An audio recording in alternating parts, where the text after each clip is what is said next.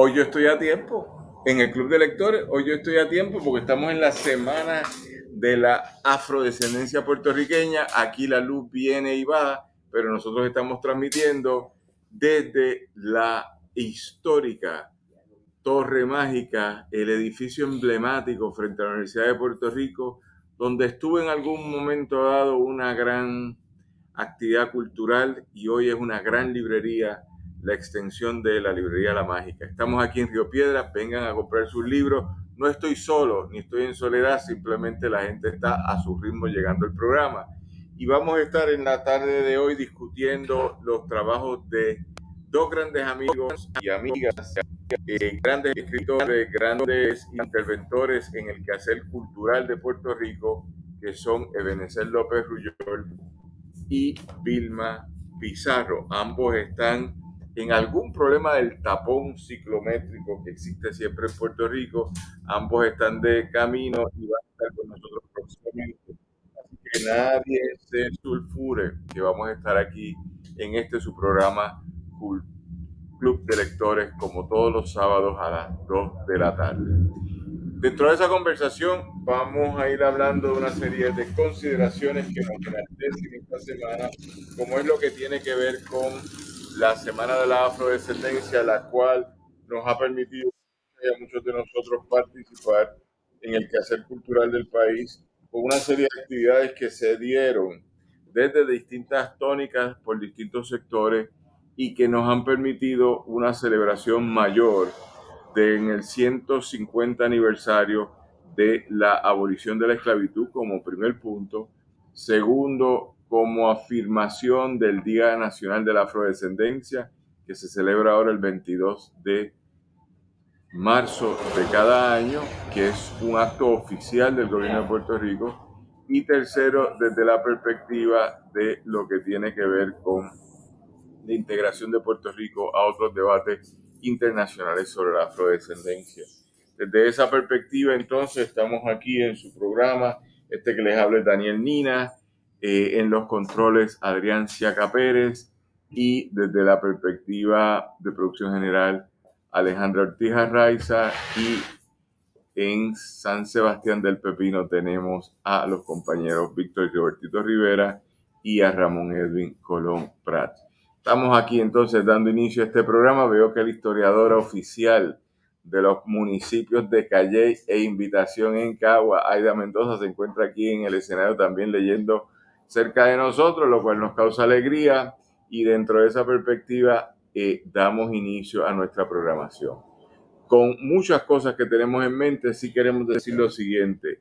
No se acaban las jornadas. A los que nos están escuchando en vivo hoy en la sede del PEN de Puerto Rico Internacional hay más actividades, una a las 4 de la tarde sobre traducciones, cómo traducir, y otra a las 6 de la tarde con una lectura de los cuentos y la cuentística y la narrativa que nos vincula en esta Semana Mayor de la Afrodescendencia en Puerto Rico.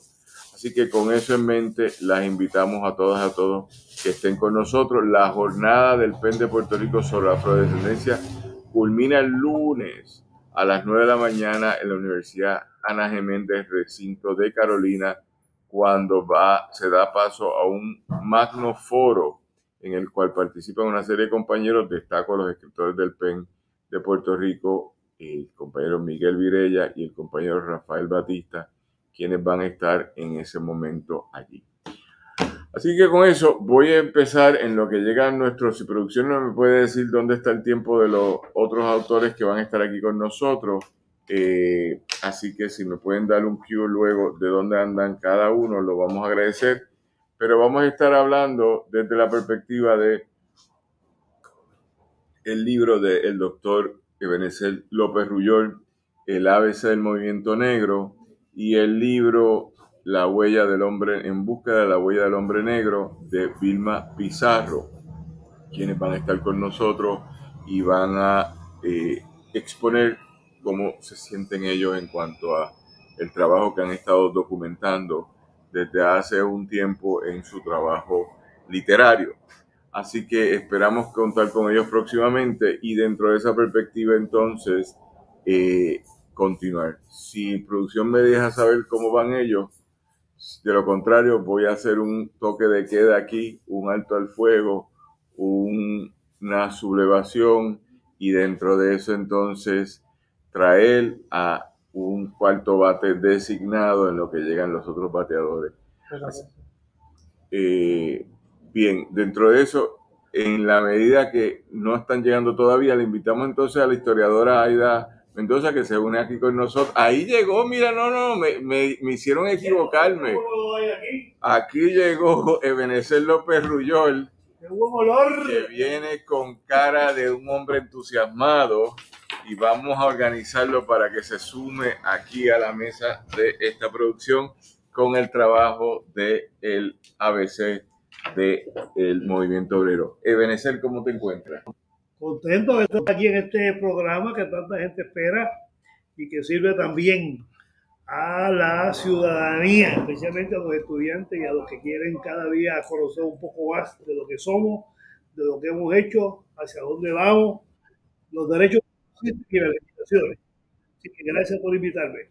Bien, nosotros tenemos a Ebenezer López Rullol aquí, quien es un querido amigo, es un hombre de demasiadas caras, es como renacentista, así, un hombre del Renacimiento, y es alguien con el cual yo he participado en demasiadas luchas sociales en los últimos 30 años de nuestra existencia.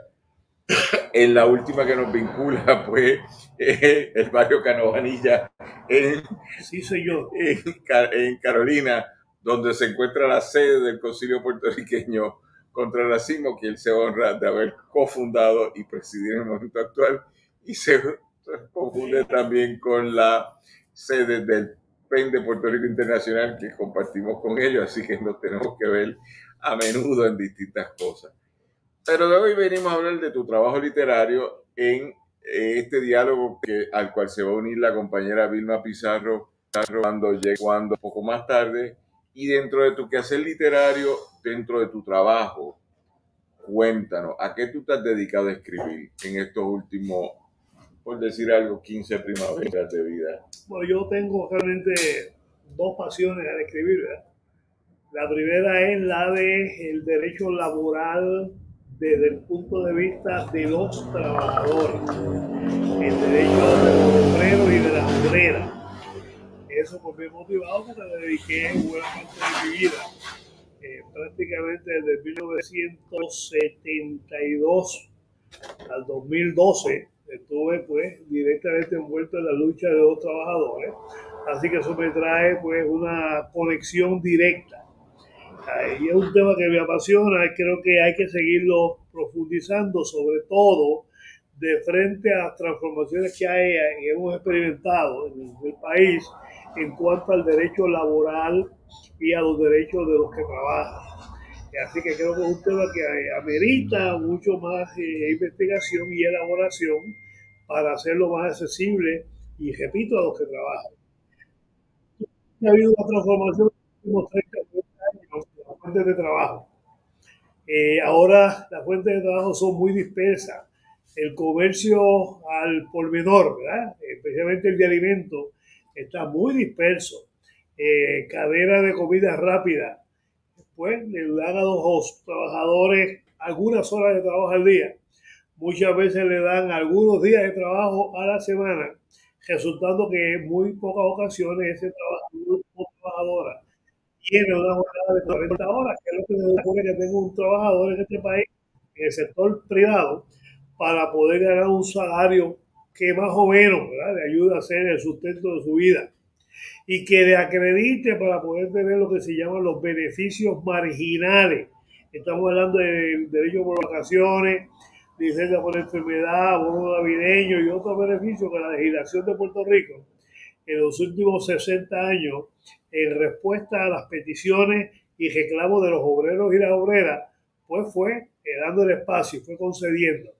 Mucho de eso se ha eliminado hoy día.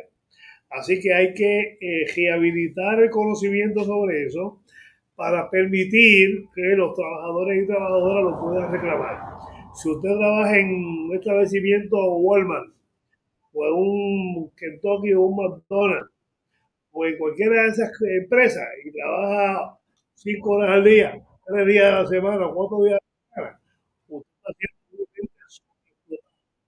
porque la gente de producción con usted, pero usted no resuelve su problema de consecución de un salario ni siquiera básico o super básico. No resuelve eso. Usted tiene que tener otro trabajo.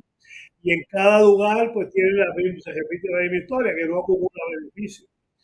Eh, También tenemos que hablar de que Puerto Rico tiene una población que cada día es más longeva, que hay mucho joven que está trabajando en otros lugares que va a llegar a los 80, 90 años, a los 100 años, gracias a los cambios en los regímenes de alimentación, los medicamentos, los cuidados médicos, las profesiones que ahora tenemos que antes no preocupaban.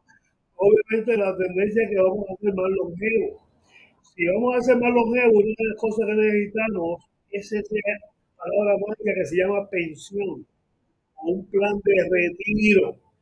Cuando uno tiene 25 o 30 años, quizás no piensa mucho en eso, pero después que pasa la curva de los 50, 60, 70, eso es un elemento muy importante.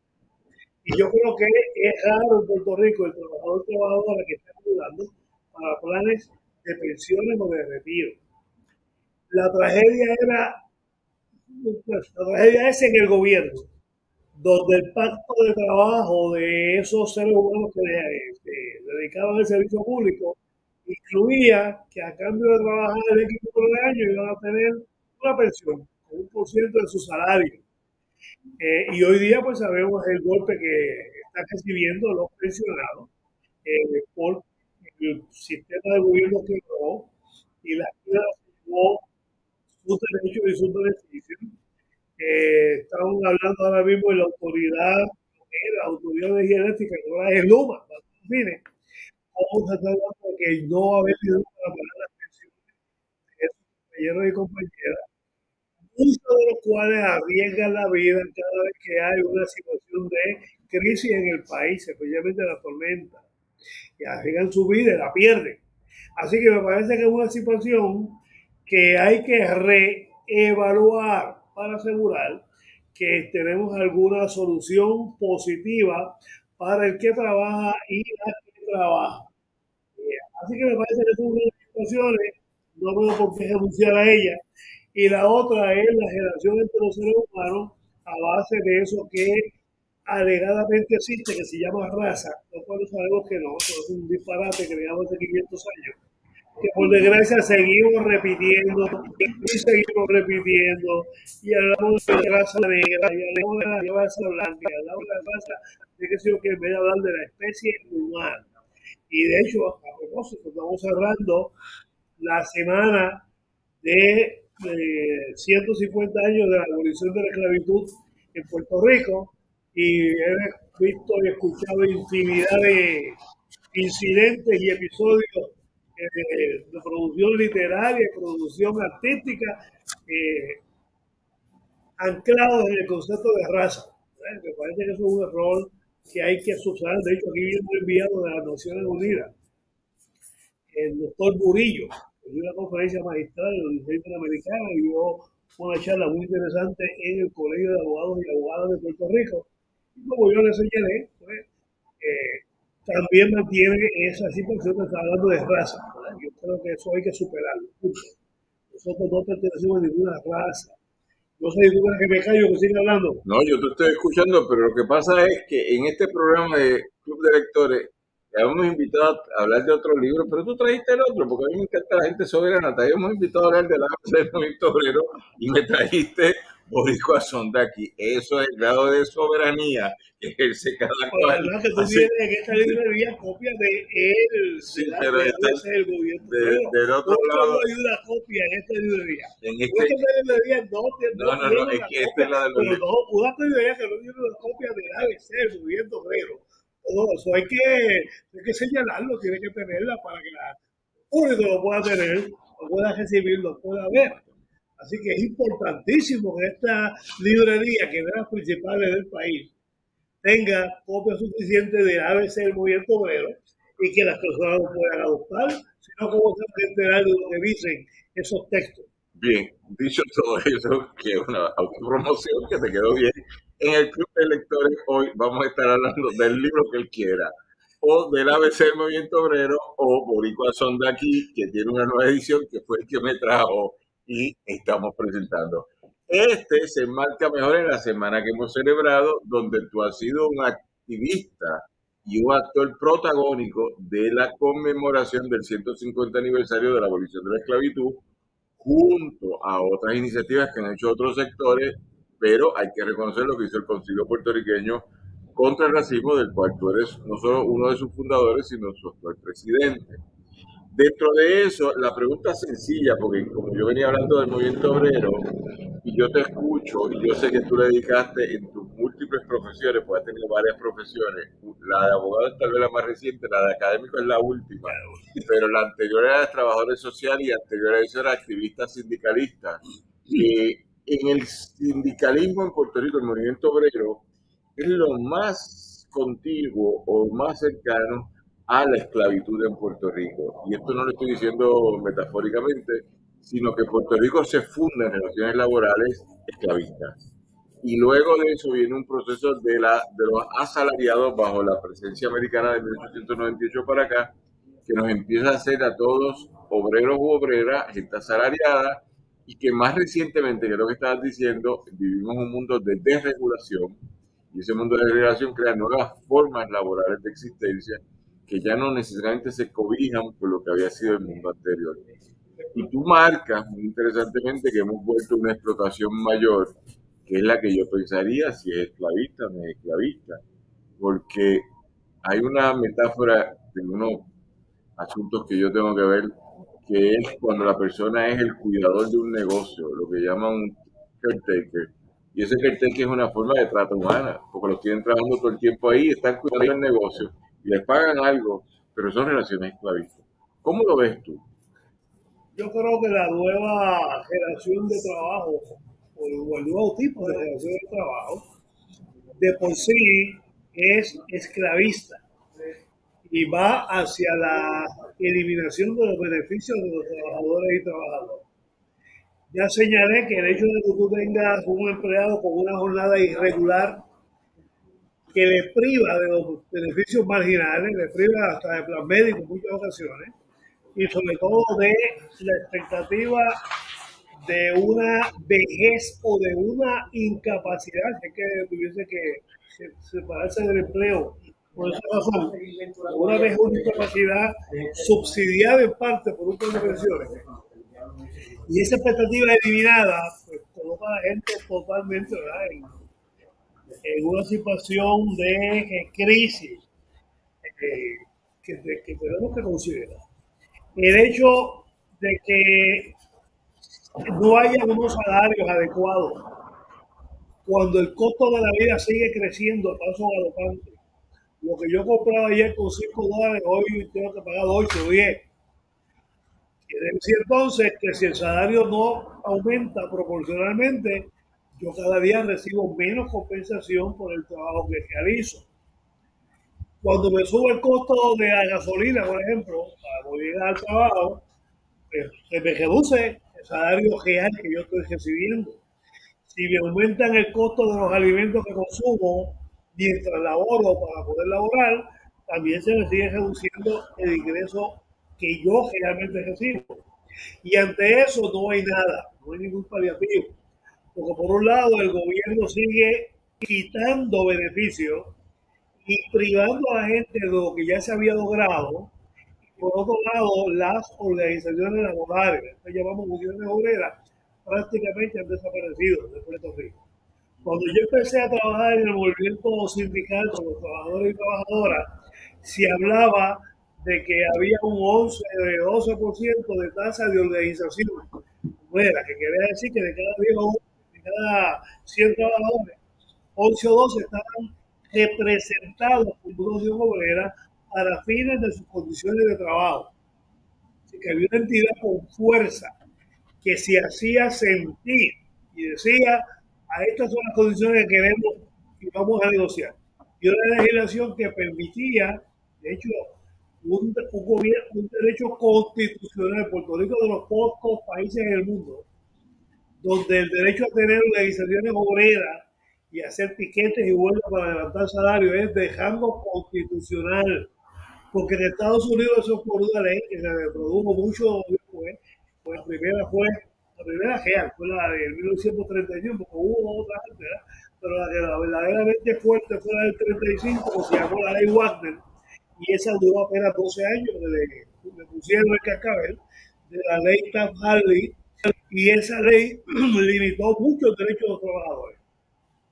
Y ahí comenzó el declive del porciento de unionados en Estados Unidos y obviamente en Puerto Rico, porque hacía más difícil la organización sindical. Por ejemplo, para dar ejemplo, en aquellos tiempos una unión en un sitio tomaba el porciento de los firmas de los trabajadores, 40, 50 o 60%, y los de patrón le decían, mira, yo represento a estos trabajadores, voy a negociar. Y con esa prueba de que la unión representaba una parte sustancial, especialmente mayoritaria, de ese grupo de trabajadores, el patrón venía obligado a aceptar esa negociación. Que negociar no quiere decir llegar a acuerdo, ¿verdad? Pero tenía que negociar. Pero con la ley Tafario eso se eliminó. Entonces, no, tienes que ganar unas elecciones internas de representación de los trabajadores de ese patrón. Y que resulta que en esas elecciones internas el patrono le es reconocido el derecho a hacer campaña. Y además de que le es reconocido el derecho a hacer campaña, se reconoce que ilegalmente hace otra campaña, que es la de el despido de los organizadores, de los simpatizantes de la Unión, y el premio a los que están contra la Unión. Y eso es ilegal, pero se hace todos los días. La experiencia fue que cuando despedían a un trabajador ilegalmente por organizar la Unión, se llevaba el caso a través de la línea administrativa, que era el Estados Unidos National Labor Relations Board, en Puerto Rico después de 1945, la Junta de Generaciones del Trabajo, se llevaba y eventualmente se podía ganar, patrón, lo votaste injustamente. ¿Verdad? Pero eso cogía 5 años, 10 años. Cuando terminaba el proceso, en ese lugar de trabajo nadie se acordaba de la unión, porque todo el mundo había sido sustituido, se habían ido, o algo, ya el ambiente había cambiado totalmente, ¿verdad? Lo que llaman las condiciones de laboratorio, que quiere decir ese clima uniforme, no comprometido, donde la gente pueda pensar, analizar, llegar a acuerdos propios, pues se iba, porque la presión, la intimidación, el efecto del discrimen en condiciones de trabajo, de premiación a los que renegaban de su propia clase y de castigo a los que la firmaban, pues el resultado de esto era que eliminaba el derecho de sindicalizar para todos los fines prácticos. Así que tuvimos con la ley Taft-Hartley mucho tiempo, pero aún así las uniones participaban, batallaban, se daban triunfos. El sector de gobierno, por ejemplo, la unión de los autoridades de los puertos era bien aguerrida, la unión de los trabajadores de la autoridad de energía eléctrica era bien aguerrida y fue, yo diría, el faro, ¿verdad? De mucho el sindicalismo por muchas décadas.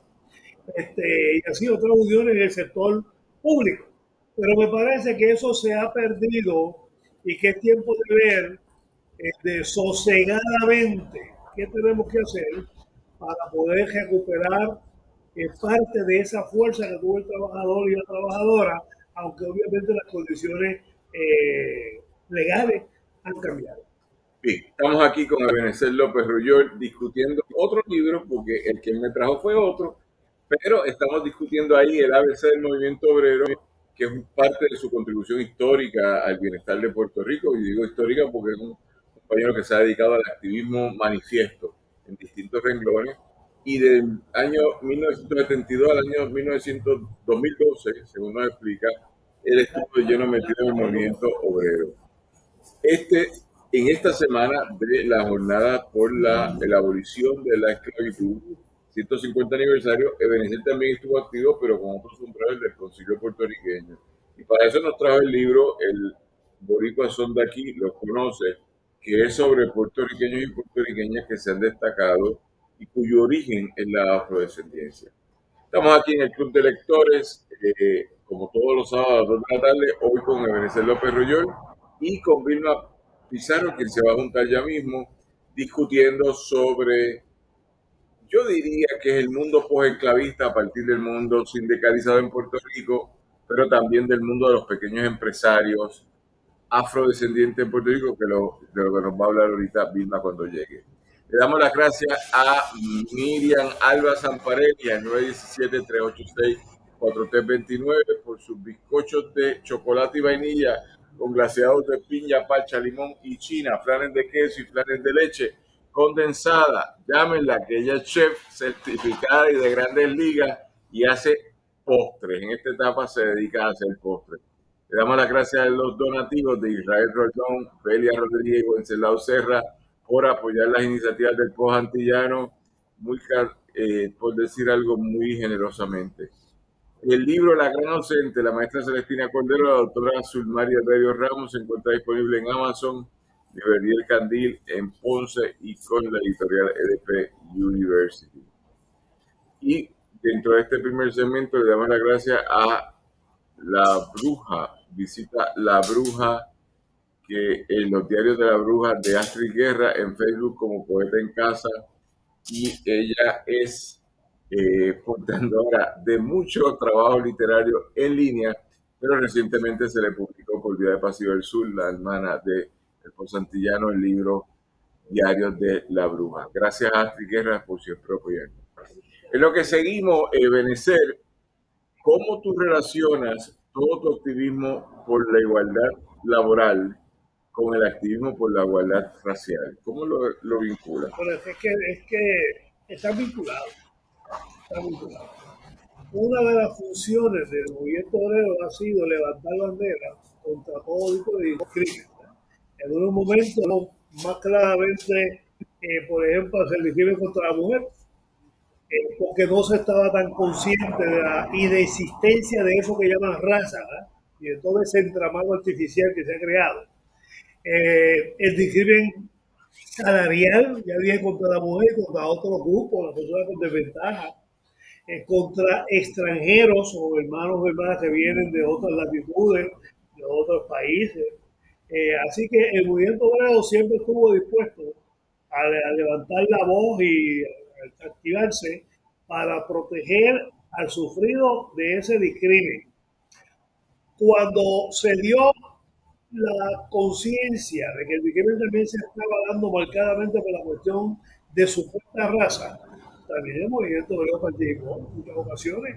De hecho, el concilio puertorriqueño contra el racismo se organiza en el 1980 y lo organizamos siete líderes sindicales, a todos los fines, porque lo único que no era líder sindical era el Carlos González Brown y Benito Mazón, son dos. Pero los demás, los otros cinco éramos del movimiento laboral.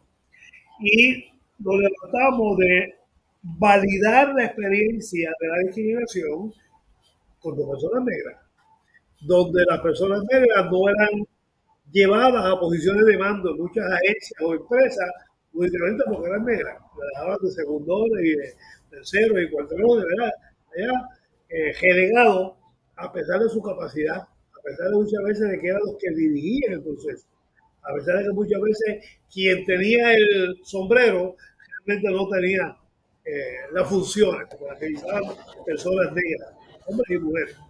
Así que uno de los descubrimientos que hace el concilio que constata que en algunas industrias era más claro y en otras había que abrir espacio para que, en este caso, las mujeres participaran, como la construcción, el trabajo en las calles, en obras públicas.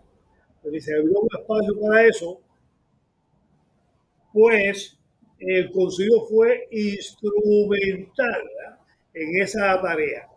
Y de hecho, una de las cosas que se había creado o se creó en ese tiempo fue la unidad antidiscrimen del Departamento del Trabajo. Y llevamos a la unidad antidiscrimen a tener interés en identificar situaciones de discrimen por la delgada raza que muchas veces se enmascaraba, ¿verdad?, con otros pretextos. Llegamos a hacer conteos de caras negras en industrias como la banca. Yo participé, de hecho, ayer estaba en el 50 operaciones y recuerdo que allí, en el piso donde está ahora el tribunal de operaciones, había un banco popular. Y en un momento dado el concilio hizo una gestión que llegamos como 15 encuestadores de ir simultáneamente a la misma hora a diferentes instituciones bancarias y contar caras negras. No era preguntar, era decir, yo veo aquí 7 personas, de estos 3 son negros. ¿Verdad? ¿Y qué están haciendo esos negros? Pero eso era en algunas ocasiones un reto, porque cuando usted entraba al banco, la seguridad se activaba y venían a preguntar qué usted hacía, y si entraba en diálogo, muchas veces le ponían un montón de perros. Así que había que hacerlo en ocasiones en un tipo de forcejeo sin manos, ¿verdad? Pero había que insistir, y yo recuerdo haber ido particularmente de los que yo fui a contar caras negras, estaba ese. Y el resultado era abrumador en términos de la ausencia de caras negras, especialmente en situaciones de relevancia. Si eran tellers o cajeros, pues podía pasar, ¿verdad? Podía pasar. ¿Qué sé yo qué? Pero los que estaban dirigiendo plataformas, estaban dirigiendo bancarias, pero veía caras negras. Y ese trabajo lo hizo el Concilio cuando dirigía contra el racismo. Así que me parece que esa relación entre la lucha contra la supuesta racialidad y la lucha a favor de las condiciones de trabajo de los obreros y obreras, pues van de la mano. Una cosa va de la mano. En el caso de Estados Unidos, de señalar que una entidad que todavía se llama AFL-CIO, American Federation of Labor Congress of Industrial Organization, que surgió por la mezcla de dos entidades que hay entidades. La cuestión es que esta entidad para los 60, los años 60, creó una oficina para impulsar la igualdad en los empleos, porque habían, por ejemplo, los ascensoristas de Estados Unidos, prácticamente eso era dominado por irlandeses y sus descendientes. ¿Ah? Y había oficios que eran de polacos y oficios que eran de esto, de aquello. Entonces había un tranque. Pero además, al ser de polacos, irlandeses, etcétera, no era de gente negra. Así que había una exclusión. Y se empezó un trabajo que dio muchos frutos. Y una de las ramificaciones fue la creación de esa oficina de la unidad de crimen, que era adscrito al Departamento del Trabajo de Puerto Rico. Yo no sé, todavía existe. Y también había una oficina federal de cumplimiento con los estándares por los contratistas federales, donde había un esfuerzo de que si usted se llevaba un contrato federal, no podía entrar en prácticas discriminatorias. Y era una condición para mantener ese contrato. Tampoco sé si eso sigue existiendo o no. Pero ciertamente me parece que es una vinculación que surge automática, porque de ordinario los oprimidos de los empleos son gente de caras negras y de sexo femenino. Así que una cosa va con la otra. Es curioso que tú y yo, de las múltiples batallas que hemos tenido, estamos aquí con el compañero Ebenezer López Rullol, autor de muchos libros. Veníamos a discutir, del cual está hablando ahora, el ABC del movimiento obrero en Puerto Rico, pero nos trajo copia de otro libro que es Boricuas son de aquí los conoces, que es sobre la negritud y la afrodescendencia en Puerto Rico. Pero me acuerdo yo cuando tú y yo estuvimos metidos en un asunto con la Oficina Federal de Igualdad de Oportunidades de Empleo, será 2003, hace ya 20 años, que condecoramos o reconocimos una serie de patronos que tú y yo entendíamos, o nos consultaron a nosotros, si eran patronos discriminatorios o no discriminatorios, y ahí estuvo con nosotros distintas personas, incluyendo la empresa Ferrer Rangel, quien fue reconocida en ese momento. Nos ha llegado aquí la cuarta bate designada, Vilma Pizarro, quien va a estar con nosotros también ahora en este trabajo en la Semana Mayor de la conmemoración de la abolición de la esclavitud, y donde hemos querido traer a dos distinguidos compañeros y compañeras que se dedican a escribir, se dedican a pensar y se dedican a educar o compartir su conocimiento sobre distintos ángulos de la afrodescendencia. Vilma, ¿cómo estás? Muy bien. Antes te veía mucho cuando compartíamos el mismo patrón en algún sitio del país. Ahora que no lo compartimos nos vemos poco, pero en las últimas 72 horas ya mismo me mudo a tu casa. Si me gusta, me voy para allá. Lo que falta es que vaya arroz con pollo. Arroz con arroz de pollo. Yo lo mando a pedir. Está bien, yo lo paso para allá. Porque ya yo no cocino. Estamos aquí ahora con Vilma Pizarro, profesora universitaria. Aquí todo el mundo es doctor en esta mesa, en inglés y en teología, en el caso de Vilma, o candidata A. Pero dentro de esa conversación vamos a hablar de tu trabajo en búsqueda de la huella del negro. ¿Lo trajiste copia? Que no No traje copia, no. Tengo que pedirlo a Amazon. Aparentemente hay una copia por ahí que la están buscando ahora, pero dentro de esa conversación no hemos conseguido copia de ese texto, que es un texto extraordinario, y es tu contribución a esta semana, como lo hemos destacado. Estábamos hablando con Ebenezer sobre el movimiento obrero y lo estábamos vinculando con lo que tiene que ver con la vida post-esclavizada de mucha gente, donde se han ido dando unas condiciones laborales particulares. ¿Qué nos tienes tú que decir? Puedes dejar la cartera, porque todos somos honestos y no te vamos a coger la cartera. Esto como el tipo cartero. Pues ajá. Mira, bueno, pues esa vida post-esclavizada, estos esclavizados tuvieron que buscarse la manera de volver a sobrevivir, ¿verdad? Ellos estuvieron, como ustedes saben, 3 años, no necesariamente con el mismo ex dueño, porque ellos tuvieron en esa oportunidad, muchos se aprovecharon de poder hacer unos tratos con los dueños de hacienda, ¿verdad?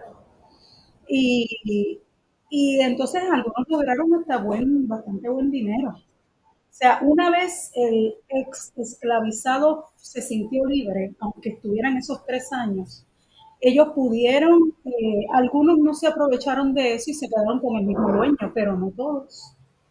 Y eso dependía del tipo de contrato que ellos hubieran podido lograr con estas personas que necesitaban gente, ¿verdad? Que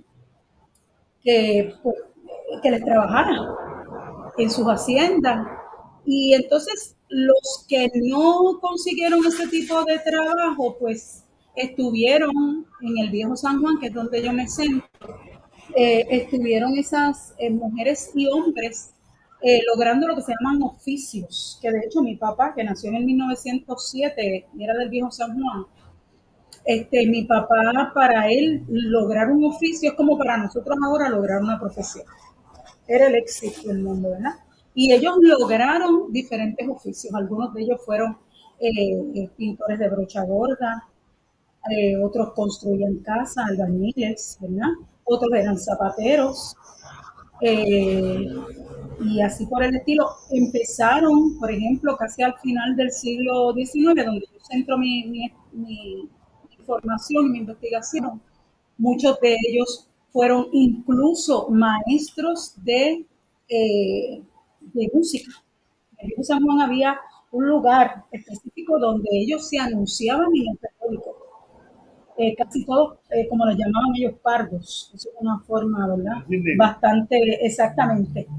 Bastante denigrante. Entonces, ellos se anunciaban como maestros de música, de instrumentos musicales.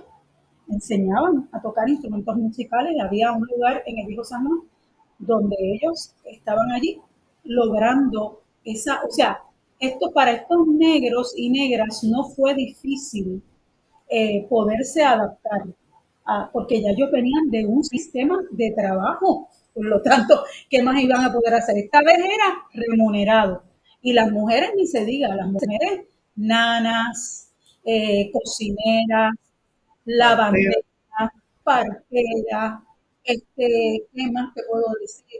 Déjame. De todas esas cosas, mondonguera. Bien, estamos aquí en el Club de Lectores con dos gente que tienen opiniones muy interesantes, pero la vinculación del mundo post-esclavista se tradujo en una parte en lo que es el mundo de los oficios, de los proveedores de servicios, y donde en el viejo San Juan, que se concentra ella, es donde se destaca más lo que pasa en ese momento ahora. Ahora bien, un detalle: la abolición de la esclavitud de 1873 no fue en ese año. Ese año se detuvo la legislación y los esclavizados tenían 3 años de transición. y la indemnización era para el amo, no para los esclavizados. Esta es una ley horrible. Y eso es lo que da paso a lo que dice la evolución, sobre todo en lo que es la península del Viejo San Juan, de personas que se dedican a hacer oficio. Pero Ebenezer quería decir algo. Sí, no puedo perder de vista que durante la esclavización,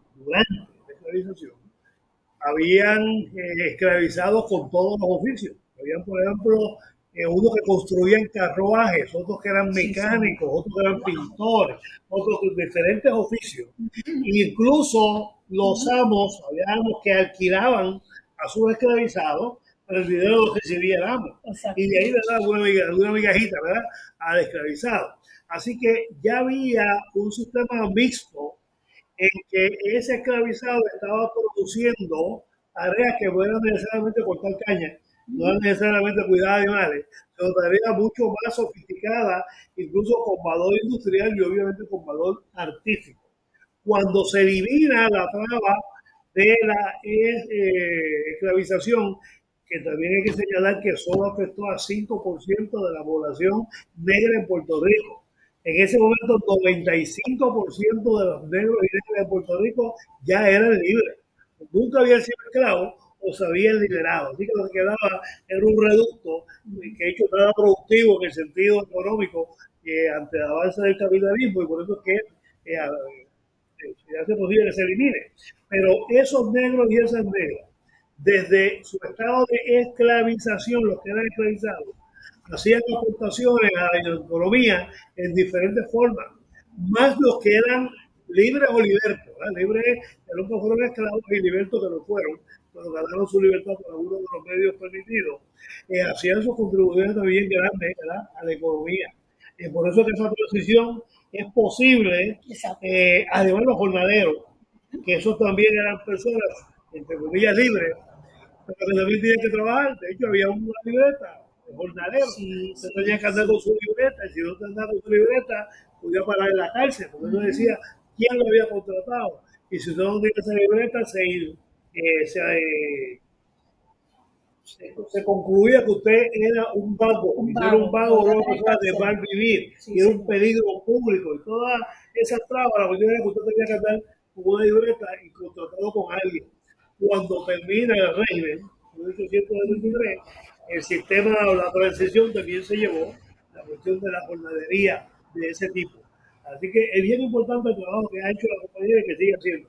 Es interesante porque más los historiadores, ambos son historiadores que nos acompañan hoy aquí en el Club de Lectores, exponen nuevas investigaciones, más se van rompiendo los mitos. Y como decían en una actividad que estuvimos ayer en la UNPR, donde participaron las compañeras Aida Mendoza, Ivonne Denis y María Ramos Rosario, es curioso que la imagen del siglo XIX y el hombre y la mujer negra es un hombre y una mujer esclavizados con unas cadenas, ¿verdad?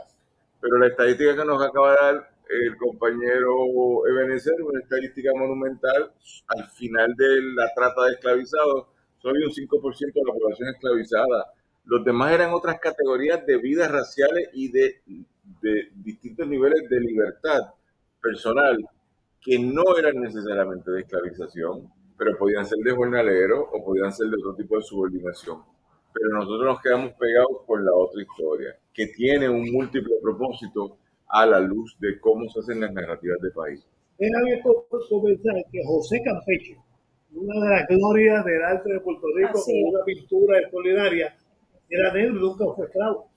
Nunca fue esclavo. Tuvieron esclavos, él y su papá. ¿Perdón? El papá tenía esclavos. El papá tenía esclavizado, ¿eh? Y no había negra, o sea, por una cuestión de sistema económico. Así que es bien importante señalar eso, de que la eliminación del sistema de esclavismo, aunque es importante que se haya terminado, pero que no era lo que regía la gran parte de la economía de Puerto Rico. Exacto. Sobre todo para ese siglo XIX, que había, o sea, que ya los esclavos no eran tan fáciles de conseguir, ¿verdad? Estas personas que eran esclavizadas ya por esta cuestión de lo que había sucedido en la Revolución Francesa, el cambio de mente, pues ya no era tan fácil conseguir personas esclavizadas. Por eso es que había descendido y descendió también la economía puertorriqueña. Eso es harina de otro costal, pero está todo relacionado. Pero dentro de esa conversación, saludo a los que se integran aquí a este diálogo. Es interesante esto porque es romper con mitos de los estereotipos que se han creado o que nos han vendido para justificar este país de igualdades y desigualdades. Y dentro de eso, pues yo creo que, volviendo a tu trabajo y usando las estadísticas que nos pasa el compañero Ebenezer, lo interesante de esta conversación es que si uno sigue documentando, no es que no hubo esclavitud, nadie está diciendo eso.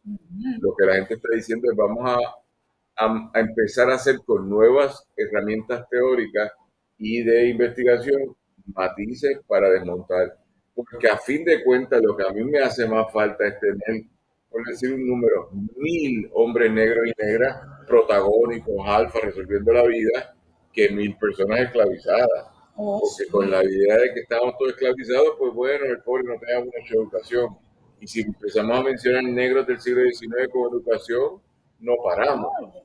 Inmediatamente tú piensas en Campeche, tú piensas en el compañero Ramón Emeterio Betances, piensas en los hermanos Cordero, en la Celestina y Rafael, tú piensas en el Eleuterio Delque, tú sigues pensando y vas sacando un montón de gente que no estaban esclavizadas y que eran negras y que Morel Campo y que hicieron una diferencia en ese momento. Así que, Vilma, ¿cómo tú lo ves desde la perspectiva de lo que tú documentas en tu trabajo en la búsqueda de la huella del hombre negro? Desde la perspectiva de ese mundo que era mucho más amplio y que no nos habían dicho que era tan amplio, que es también la contribución del libro de Félix Cruz Jusino sobre Ebenezer López Rulló y la construcción del hombre negro en Puerto Rico. ¿Cómo tú identificas esto? Bueno, en ese momento, ¿verdad? Como estábamos hablando, estas personas que ya tenían, como bien dice Ebenezer, ya tenían unas experiencias de trabajo, ¿verdad? Ya tenían unas experiencias de trabajo, pues tienen la oportunidad de expandir esas áreas de trabajo, de hacerse necesarios. Y déjame decirte que tú sabes que tú y yo hemos hablado, Daniel, sobre cómo estas personas hicieron ciudad. En el caso del Viejo San Juan, ellos fueron los que hicieron la ciudad. Gracias a ellos se daban todo este movimiento económico, artístico y literario, porque nuestro compañero Roberto Ramos Perea, saben que ha sacado este gran libro sobre la intelectualidad de los negros, los que escribían, ¿verdad? Escribían dramas, ellos tenían unas sociedades. O sea, estas personas fueron invisibilizadas porque no le dieron ningún tipo de importancia y por lo tanto en la historia que nosotros heredamos nunca los vimos. ¿Por qué? Porque lo que diríamos en inglés, they banned them. Los eliminaron por completo, como si no hubieran existido, pero gracias a ellos se hizo ciudad, gracias a ellos hubo economía, hubo política, también ellos incursionaron, ¿verdad?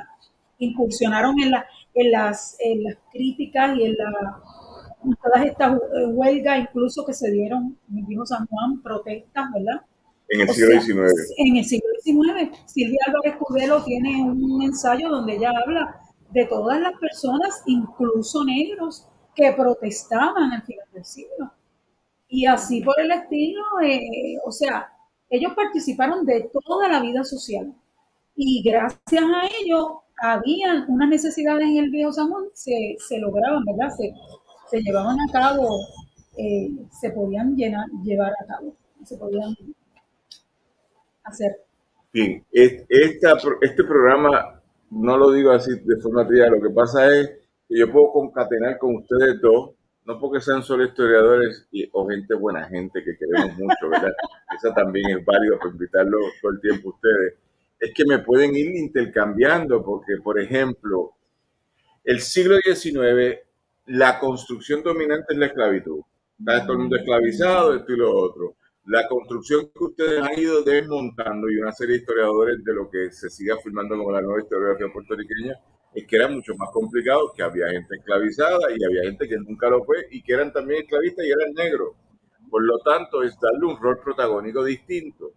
Y dentro de esa conversación, entonces, empiezo a hablar de servicios específicos, de capacidad económica, acumulación originaria, porque si yo simplifico, todos estamos esclavizados, lo que yo heredé en la vida posesclavista fue un pico y una pala. Pero si yo era asalariado, era empleado de alguien. Pero si yo era el patrono, como hombre o mujer negra, yo era el patrono y yo le dejé a mis hijos Acumulación Original, que es el libro de Félix Cruz. No es de Félix, es el libro de este apellido de Mayagüez, los Arismendi, los Saltistén. Se me escapa ese libro, que es un trabajo muy interesante sobre una familia negra esclavista de Mayagüez que tenían un capital impresionante. ¿Cómo se llaman? Los Forestieri. Forestier, que es impresionante ese trabajo que se ha discutido. Pero si sigo concatenando, tengo que traer a la masonería, que es siglo XIX en Puerto Rico. Si sigo concatenando, tengo que traer a Arturo Alfonso Chombel, que es fines del siglo XIX a el siglo XX. Si sigo concatenando, que debería ser tu próximo invento o el de Aida Mendoza, que viene del libro de la compañera Clara Román, Odio, sobre todas las mujeres escritoras que había, que ella las descubre porque eran espiritistas, y esas mujeres existían, es decir, Puerto Rico tenía unas voces más revolucionarias que lo que nos han simplificado el siglo XIX. Y de eso tenemos que hablar en cualquier otro programa, pero también, y tomo estos momentos para darle las gracias a la compañera Astrid Guerra, La Bruja, en su página de Facebook. Ella se autodenomina como poeta. Y entonces tiene un libro que se llama Diarios de la Bruja, que lo pueden conseguir, pero también consiguen en su página de Facebook Poeta en Casa, Facebook Poeta en Casa. Nuevamente, gracias a Wenceslao Serra por el donativo que nos hace. Y hablamos de Abelino, un hombre con la historia biográfica, no una novela esclavizada, una salimeña que participó en El Grito de Lares, que eso es de la compañera Rosario Méndez Paneda, que es un texto importante, y saludamos siempre a Rosario, quien es fiel a todos los inventos del post-antillano y asuntos relacionados. También el libro La Gran Ausente, la maestra Celestina Cordero Molina, la autora Sulmaria Alberio Ramos, que se encuentra disponible en Amazon, Librería El Candil en Ponce y con la librería EDP University. Y finalmente se sigue la página de Facebook Desinformando por Victoria Cerame, en donde se comentan las noticias del día en décimas, con la meta de promover la décima como medio poético en expresión todo el año y también dar un poco de humor. Exhortamos a todos los que componen este género a que publiquen aquí.